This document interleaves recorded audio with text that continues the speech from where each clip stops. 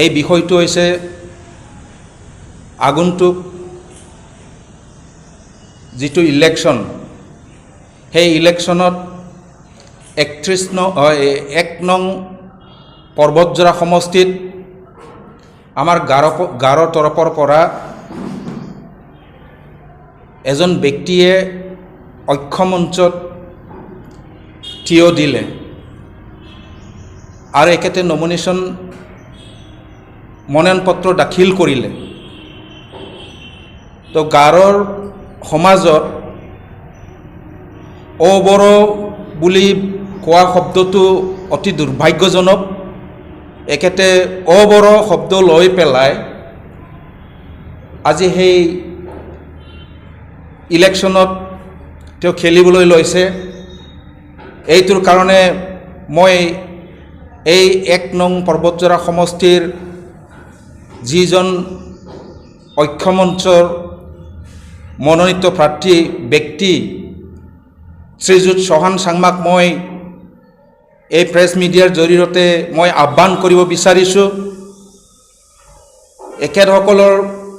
এখেতসকলে যিটো বিবেচনা কৰিলে এইটো গাৰো জাতিৰ কাৰণে ভৱিষ্যত অত্যন্ত দুৰ্ভাগ্যজনক হৈ আহিব। কাৰণ ঐক্যমঞ্চ বোলা বস্তুটো গাৰো জাতিৰ ভিতৰত এতিয়া কোনো নাই। এখেত নিজৰ স্বাৰ্থপৰৰ কাৰণে গৈছে না কিবা এটা কামৰ কাৰণে গৈছে এইটো আমি নাজানো, কিন্তু ঐক্যমঞ্চত থকাটো আমি বহুত এটা দুৰ্ভাগ্যজনক বুলি আমি ভাবি লৈছোঁ। যিহেতু বহুত দিনৰ পৰা BTC-বাসী অঞ্চলৰ ৰাইজসকলে সেই ঐক্যমঞ্চ লৈ পেলাই বহুতো গুণাগতা চলি আছিলে আৰু এই ঐক্যমঞ্চটো আমাৰ মাজত কেনেকৈ সোমাই গ'ল এইটো এটা ভাবিবলগীয়া কথা হৈছে। আমাৰ মুখৰ পৰা এতিয়ালৈকে ওলোৱা নাই, হ'লেও যোনে চৰকাৰ গঠন কৰিব তাৰ লগত আমি থাকিবই লাগিব। যিহেতু হাগ্ৰামা মহিলা ৰিচাৰ আগন্তুক নিৰ্বাচনতে একেতে জয়ী হ'ব বুলি আমি বহুত কথাটো আমি গম পাই আছোঁ। যদি জয়ী নহয় তেতিয়াহ'লেতো আৰু উপায় নাই, কিন্তু আমি জয়ী হ'ব বুলি আশা কৰিছোঁ। আমি জয়ী হ'ব বুলি আমি ভৱিষ্যত মুকলি সমৰ্থন কৰিবই লাগিব।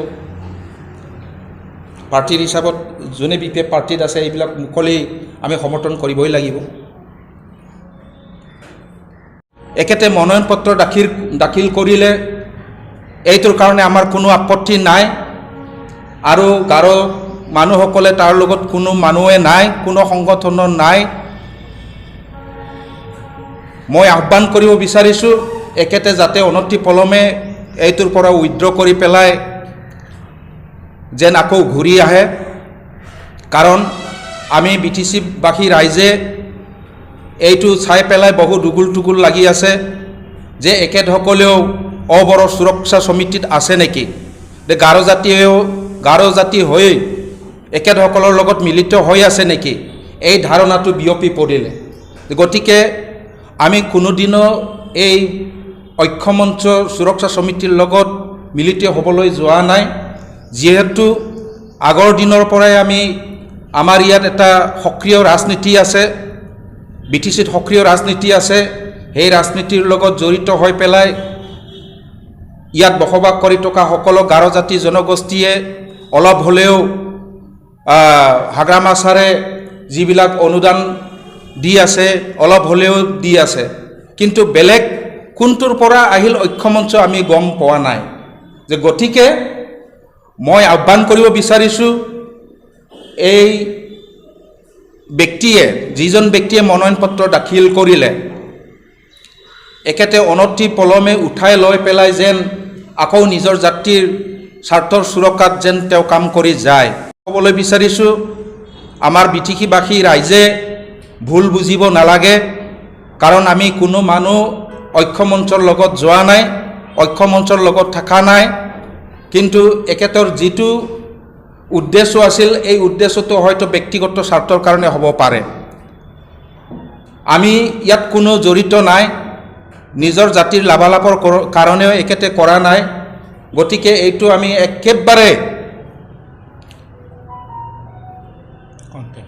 এটা দুৰ্ভাগ্য বুলি আখ্যা দিব লাগিব কাৰণ একেতে যি কামত আগবাঢ়িছে এই কামটো আমাৰ কাৰণে অদূৰ ভৱিষ্যতে বহুত অন্ধকাৰত লৈ যাব গতিকে বিটিচিবাসী ৰাজ্যলৈ মোৰ এটা অনুৰোধ থাকিল যাতে এইটোৰ কাৰণে ভুল বুজাবুজি নহয় আৰু কোনো পৰৱৰ্তী কালত যাতে কোনো কামৰ পৰা বঞ্চিত নকৰে কাকো বঞ্চিত নকৰে এইটো লৈ পেলাই মই বিটিচিত যিটো সক্ৰিয় ৰাজনীতি এই ৰাজনীতিবিদসকললৈও মই আহ্বান কৰিছোঁ যাতে ভুল বুজাবুজি নহয় আমাৰ গাৰো মানুহে কোনো পৰ্যায়তেও ঐক্যমঞ্চত নাযায় ভৱিষ্যত যিটো ৰাজনীতি সক্ৰিয় ৰাজনীতি ইয়াত থিয় হৈ আছে এই ৰাজনীতিয়ে আমাৰ লগত থাকিব আৰু ইয়াৰ লগত গাৰো জাতিসকলেও থাকিব গতিকে মই আমাৰ বিটিচি চিফ হাগ্ৰামা মহিলাৰী ডাঙৰীয়ালৈও আহ্বান কৰিছোঁ একেতেও যাতে ভুল বুজাবুজি নকৰে আৰু পৰৱৰ্তী যেন গাৰো জাতিসকললৈ বেলেগ বেয়া ভাৱ যাতে নাভাবে ডেভেলপমেণ্ট কাউন্সিলৰ সভাপতি হৈ পেলাই